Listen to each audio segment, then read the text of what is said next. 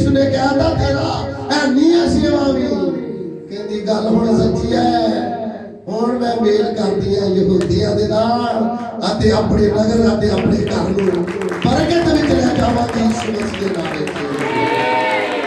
और जे तुसीं मेरियां भैणां सामरी दीवी बन गईयां ते मेरे भरा बन गए समझण वाले तां फिर देरी नहीं है तुहाडी बरकत लैण विच।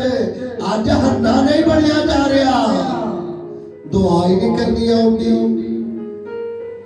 हालेलुया जिदन दुआ करनी आ गई उदन तो बाद तुसी बाज नहीं जे रहना है नहीं जे रहना। मैं क्या बाज नहीं जे रहना तुसी उदन तो ही हरे हो जाना है उदन तो ही बरकत ले जानी। उदन किदन भाई उदन किदन पूछो उदन किदन ओ गल मुकाई जो गल आगे जाई जाना उदन किदन आज आज तानू दुआ करनी आ गई। आज ना बांझपन रहना है आज ना शरीर दे विच बीमारी रहनी है। आज यीशु मसीह दे नाम विच तुसी छुट जाना यीशु मसीह दे नाम विच। ओने गल मुकाती लफ्ज़ां दे नाल कि मेरा हाथ है ही छोटा नहीं मेरा गल है ही भारा नहीं। देखो आज ए मेरिया भैणा सस्सां ते नहीं इत्थे जवान जवान आया करो यार साडे चर्च तुसीं सस्सां दी गल करनी होंदी ते सस्स है ना जेड़ी भाई हुण ते चलो सिक्खियां हो गईयां ने मेरिया भैणा सिक्खियां मतलब सिख गईयां ने खुदा दे कलाम जेड़ियां सस्सां ने मेरिया भैणा ओ जेड़ी नौ गल करदी ना अंदर भी अपने पति नाल भी वो कान रखदी आ ओदे उत्ते ते सुन लैंदी है। मैनू पता है तू की मेरे मुंडे दे कन्नां च करदी है। हेलो जागदे हो जी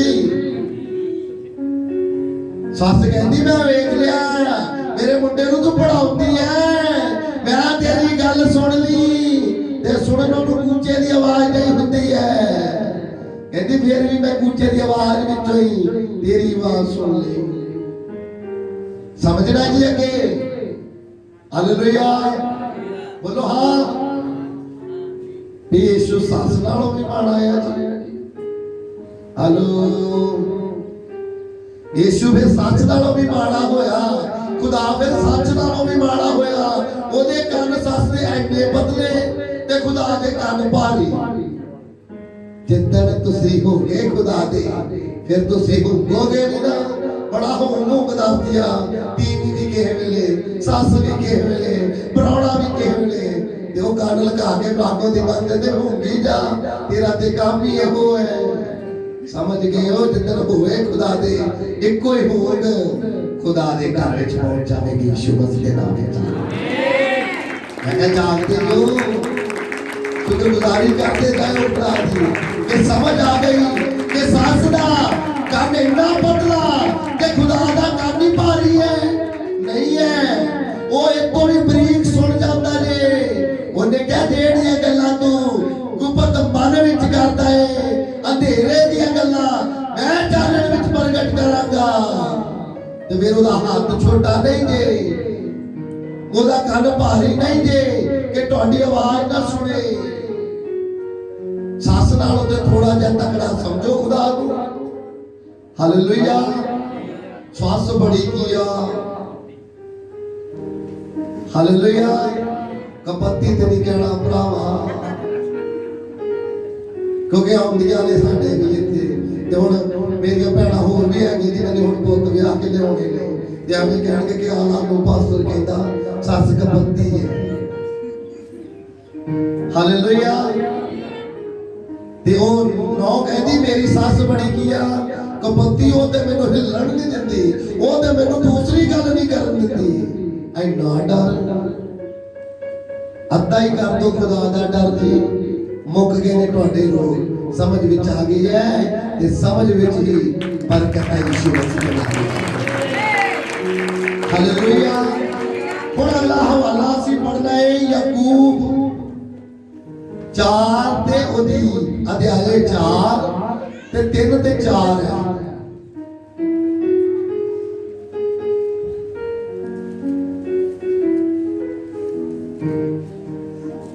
हाँ जी। तुम मांगते हो और पाते नहीं, इसलिए कि बुरी इच्छा से मांगते हो। अध्याय 4 ऐत 3 ਤੇ 4। ਤੁਸੀਂ ਮੰਗਦੇ ਹੋ ਪਰ ਲੱਭਦਾ ਨਹੀਂ, ਕਿਉਂ ਜੋ ਬਦਨੀਤੀ ਨਾਲ ਮੰਗਦੇ ਹੋ ਕਿ ਆਪਣੀਆਂ ਭੋਗ ਵਿਲਾਸ ਵਿੱਚ ਉਡਾ ਦਿਓ। ਹੇ ਵਿਭਚਾਰਨੀਓ, ਕੀ ਤੁਹਾਨੂੰ ਮਾਲੂਮ ਨਹੀਂ ਕਿ ਸੰਸਾਰ ਦਾ ਮਿੱਤਰਚਾਰਾ ਪਰਮੇਸ਼ਰ ਦਾ ਵੈਰ ਹੈ। ਫਿਰ ਜੇ ਕੋਈ ਸੰਸਾਰ ਦਾ ਮਿੱਤਰ ਹੋਣਾ ਚਾਹੁੰਦਾ ਹੈ ਸੋ ਆਪਣੇ ਆਪ ਨੂੰ ਪਰਮੇਸ਼ਰ ਦਾ ਵੈਰੀ ਬਣਾਉਂਦਾ ਹੈ। ਹਾਲੇਲੂਇਆ। ਫਿਰ ਦੂਸਰੇ ਹਵਾਲੇ ਵਿੱਚ ਅਸੀਂ ਇਹ ਗੱਲ ਕਰਦੇ ਹਾਂ ਜੋ ਖੁਦਾ ਨੇ ਕਹੀ ਕਿ ਭਾਈ ਤੁਸੀਂ ਮੰਗਦੇ ਤੇ ਹੋ ਪਰ ਮਿਲਦਾ ਨਹੀਂ, ਪਹਿਲਾਂ ਤੁਹਾਡੀ ਆਵਾਜ਼ ਨਹੀਂ ਸੁਣ ਰਿਹਾ, ਕਿਉਂਕਿ ਉਹਦਾ ਕੰਨ ਹੈ ਨਾ ਜਿਹੜਾ ਭਾਗਾ ਹੈ ਜੀ, ਹੱਥ ਛੋਟਾ ਹੈ। ਫਿਰ ਤੁਸੀਂ ਮੰਗਦੇ ਹੋ ਤੇ ਮਿਲਦਾ ਨਹੀਂ। ਖੁਦਾ ਨੇ ਕਿਹਾ ਕਿ ਤੁਸੀਂ ਮੰਗਦੇ ਹੋ ਬਦਨੀਤੀ ਦੇ ਨਾਲ, ਤੇ ਜਦੋਂ ਬਦਨੀਤੀ ਦੇ ਨਾਲ ਮੰਗਣਾ ਹੈ ਫਿਰ ਮਿਲਦਾ ਨਹੀਂ ਹੈ। ਅੱਜ ਪੂਰੇ ਦਿਲ ਦੇ ਨਾਲ ਮੰਗਣਾ ਹੈ। ਹਾਲੇਲੂਇਆ। ਕਿਹੜੇ ਦਿਲ ਦੇ ਨਾਲ? ਪੂਰੇ ਦਿਲ ਦੇ ਨਾਲ। ਤੇ ਜਦੋਂ ਪੂਰੇ ਦਿਲ ਦੇ ਨਾਲ ਤੁਸੀਂ ਮੰਗੋਗੇ ਫਿਰ ਅਧੂਰੇ ਨਹੀਂ ਰਹੋਗੇ। ਭੀੜਾਂ ਦੇ ਵਿੱਚੋਂ ਇੱਕ ਇੱਕ ਕਰਕੇ ਚੰਗਾ ਹੋਇਆ ਸੀ। ਹਾਲੇਲੂਇਆ। ਮੱਤੀ ਦੀ ਅੰਜੀਲਾਂ ਨੂੰ ਪੜ੍ਹ ਲਵੋ ਤੇ ਬਹੁਤ ਲੋਕ ਨਹੀਂ ਚੰਗੇ ਹੋਏ। ਇੱਕ ਦਿਨ ਦੇ ਵਿੱਚ ਇੱਕੋ ਹੀ ਬਰਕਤ ਲੈ ਕੇ ਗਿਆ, ਕਿਉਂਕਿ ਉਹਨੇ ਈਮਾਨ ਬਣਾ ਕੇ ਖੁਦਾ ਦੇ ਕਲਾਮ ਨੂੰ ਸੁਣਿਆ ਸੀ। ਹੁਣ ਤੁਸੀਂ ਫਿਰ ਇੱਕ ਅਧਿਆਏ ਦੇ ਐਤ ਨੂੰ ਪੜਾਂਗੇ। 32 ਦੀ ਅੰਜੀਲ ਜਲਦੀ, ਫੇਵਰਿਟ ਕਲਾਮ 32 7 ਉਹਦੀ 7 ਬਿਨਾਂ ਹੀ ਪੜੇ ਤੋਂ ਯਾਦ ਹੈ ਸਾਰੇ। ਮੰਗੋ ਤਾਂ ਤੁਹਾਨੂੰ ਦਿੱਤਾ ਜਾਵੇਗਾ, ਢੂੰਢੋ ਤਾਂ ਤੁਹਾਨੂੰ ਲੱਭੇਗਾ, ਖੜਕਾਓ ਤਾਂ ਤੁਹਾਨੂੰ ਤੁਹਾਡੇ ਲਈ ਖੋਲਿਆ ਜਾਵੇਗਾ।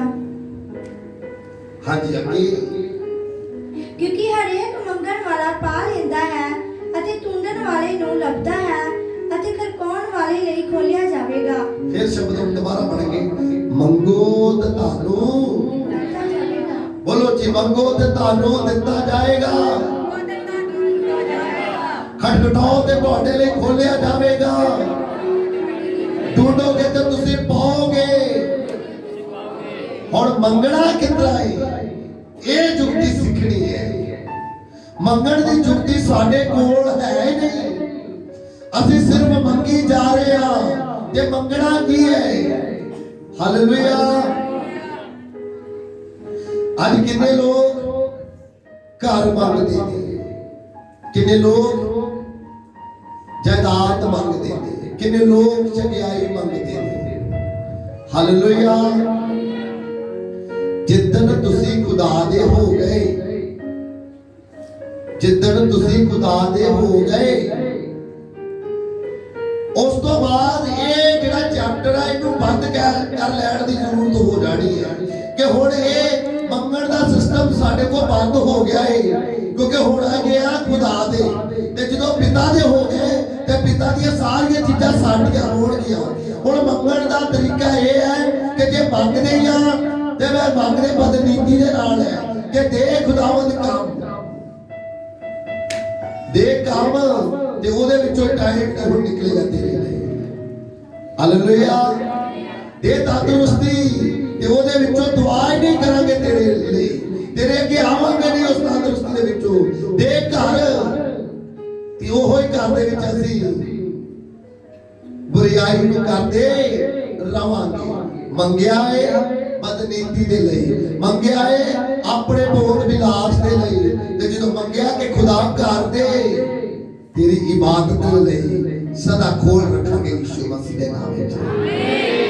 ਮੈਂ ਕਹਿ ਸਮਝ ਕੇ ਤੇ ਘਰ ਵਾਲਿਆਂ ਨੂੰ ਘਰ ਵੀ ਮਿਲ ਜਾਵੇਗਾ। ਸੰਤਾਂ ਤੇ ਬੂਆ ਨਹੀਂ ਬੰਦ ਕਰਾਂਗੇ। ਖੁਦਾਵੰਦ ਤੇਰਾ ਕਲਾਮ ਆਵੇਗਾ ਤੇ ਵੈਲਕਮ ਕਰਾਂਗੇ। ਦੇ ਘਰ ਤੇ ਤੇਰੇ ਹੀ ਬਾਦਸ਼ਾਹੀ ਦੇ ਲਈ ਖੋਲ ਕੇ ਰੱਖਾਂਗੇ। ਅੱਜ ਕੇ ਵੇਲੇ ਕੀ ਬਹੁਤ ਦਫਾ ਘਰ ਹੀ ਨਹੀਂ ਬੁਲਾਇਆ ਜਾਂਦਾ ਖੁਦਾ ਦਾ ਕਲਾਮ, ਕਿਉਂਕਿ ਕਿੰਨੇ ਪੈਸੇ ਲਾ ਕੇ ਕੀ ਬਣਾਇਆ। ਹਾਂਜੀ ਉਹ ਬੋਲੀ ਜੋ ਯਾਰ ਕੰਮ ਤੋਂ ਆਪਣਾ ਬੋਲੀ ਜੋ ਕੀ ਬਣਾਇਆ ਤੇ ਹੁਣ ਕੀ ਮੁੱਕ ਗਏ। ਬੋਲੋ ਕੀ ਮੁੱਕ ਗਏ। ਆਹੋ ਕਿਹਦੇ ਲਈ ਯਿਸੂ ਨੇ ਮੁੱਕ ਗਏ ਪੈਸੇ, ਤੇ ਦੇ ਪੈਸੇ ਹੋਰ ਤੇ ਲਵਾ ਲਈਏ ਟੈਲਾ, ਤੇ ਦੁਆ ਕੀ ਕੀਤੀ, ਦੇ ਪੈਸੇ ਤੇ ਲਵਾ ਲਈਏ ਕੀ ਟੈਲਾ। ਤੇ ਯਿਸੂ ਫੇਰ ਦੁਆਰਾ ਵੇਦ ਕੋਈ ਹਰ ਵੇਰ ਵਜੇ ਤੇ ਵੀ ਗੱਲ ਨਾ ਕਰ ਗੱਲ, ਤੇ ਫੇਰ ਟੈਲਾ ਲੱਗਾ ਯਿਸੂ ਫੇਰ ਦੁਆ ਦੇ ਪੈਸੇ ਹੁਣੇ ਲਵਾ ਲਈਏ, ਐਸੀ ਗਰਮੀ ਬੜੀ ਲੱਗਦੀ ਹੈ।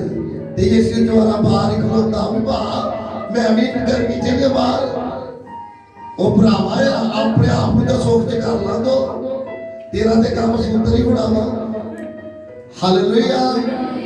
ਸਵਾਲ ਕਰਨਾ ਤੁਹਾਡੇ ਨਾਲ, ਇੱਕ ਜਾਣਾ ਦੱਸਣਾ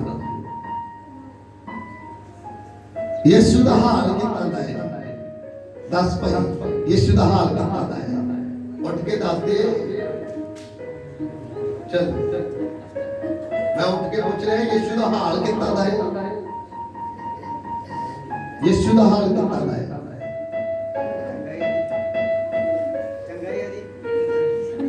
ਇੱਧਰ ਨੂੰ ਮੂੰਹ ਕਰੇ ਸਾਰੇ ਉੱਚੀ ਦੇ ਕੇ ਬੋਲ, ਬੜਾ ਆਪਣੇ ਉੱਚਾ ਬੋਲਦਾ ਤੂੰ। ਚੰਗਾ ਜੀ ਸਰ ਜਸਦਾ ਜੀ।